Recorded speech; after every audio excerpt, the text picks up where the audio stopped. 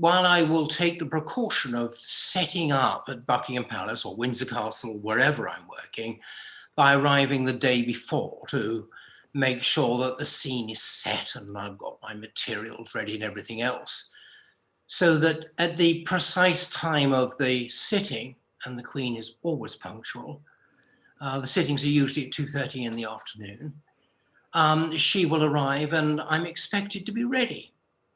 And she will wait for an instruction from me as to how I would expect her to sit. Our next guest became the youngest commissioned royal portrait painter in almost 200 years.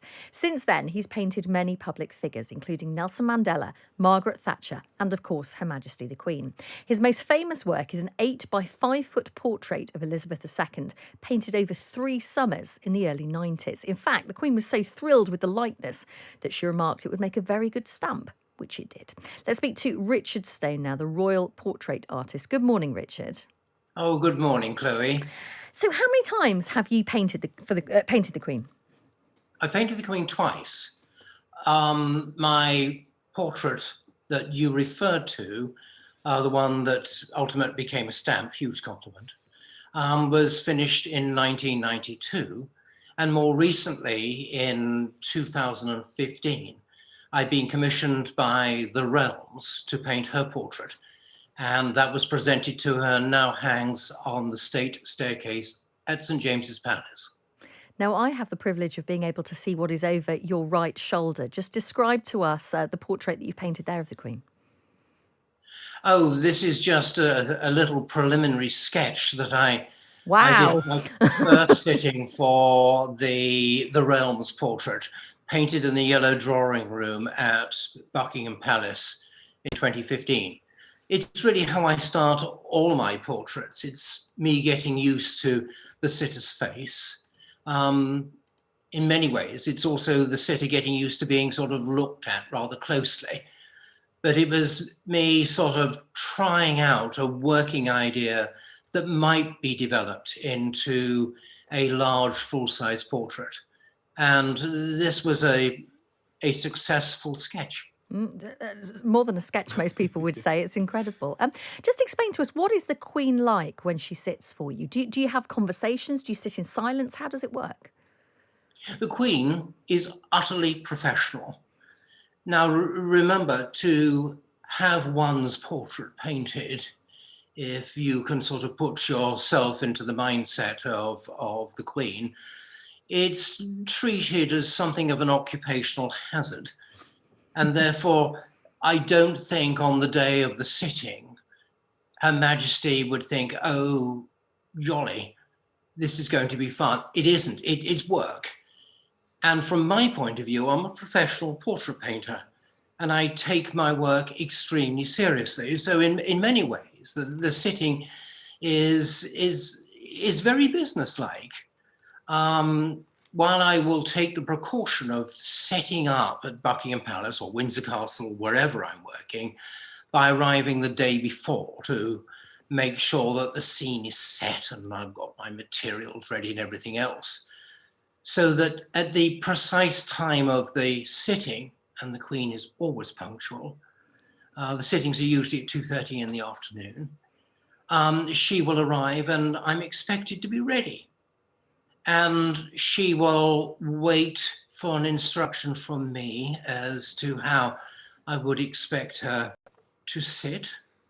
I often demonstrate the pose myself by jumping up on the raised dais, and well, there'll be a moderately comfortable chair and a cushion for her, and show her what I want. And the Queen takes it all very seriously. How long would she sit for in one go? How long would she be expected to sit still for? About an hour and a half. If things are going well, and I will finish the sitting maybe 10 minutes earlier. On a few occasions they've overrun, but not on my part. I live in fear of outstaying my welcome and sort of getting a black mark and that kind of stuff. But having been painting the royal family for some 50 years this year, I like to think my keeping the settings within the prescribed time has put me in good stead. I mean, I said that you obviously painted the Queen Mother, Nelson Mandela, Margaret Thatcher. Do you feel pressure when you're painting, and particularly when you present it to them afterwards? Because, I mean, the nightmare scenario is they don't like it. That is the same with everyone. The difficulty of painting terribly important people is that their image, their face is so well known to us all through TV, newspapers. In the case of the Queen, it's on stamps and it's on the coinage. And so everyone has what they think is a clear idea about what she looks like and what sort of person she is. Now, for me as the portrait painter, well, I can only speak for myself, but remember the Queen has sat for many portraits and many artists. It's trying to sort of get a feeling of the person behind that very famous face. It's, if you want, the person behind the face on the stamp. So it's of paramount importance that the portrait looks like the Queen, but it's my privilege and, if you want, honour to be in her presence for so long, to get a feeling of the person, the warmth, the humanity, the dignity, if you want. I mean, the Queen has great charisma. You're very aware of when she's in the room, and it's not because she's making a lot of noise or actually saying anything, but she does have an extremely quiet presence. And if I may say so, Nelson Mandela had precisely the same. It's capturing something of that sort of inner spirit that reveals something of the personality of, in this case, two quite extraordinary people. And just tell me before I let you go, who's the favourite person that you've painted that sat for you? Is it even possible to have a favourite? Oh, goodness. It is sort of impossible, but having said that, I think my absolute favourite person has to be Queen Elizabeth, the Queen Mother. She saw my work, wanted me to paint a portrait when I was extremely young. I ended up by painting 6 portraits of her, and the very last one in her 100th year.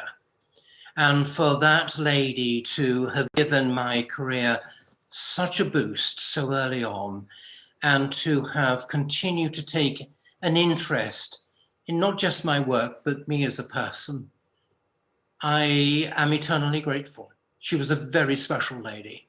And without her, I don't think I really would have been such a successful artist. Wow, Richard, thank you for talking to us today. It's really incredible to hear your stories and your experiences. Thank you so much. Thank you, Chloe. That is Richard Stone, the royal portrait artist. Can you imagine just sitting with the Queen for an hour and a half on numerous occasions? It's remarkable. To paint her portrait. And the fact it was a sketch over his shoulder. I mean, it's the most beautiful piece of art I've seen in a long time. And he just regards it as a sketch. It shows the talent. Also, he must be one of the few people in the world to be able to give instructions to the Queen that she listens Yes. to and pays attention to. Did you know, by the way, I was just looking this up, the Queen sat for over 200 official portraits during her reign. The first was when she was 7 years old. Gosh. That's amazing, isn't it?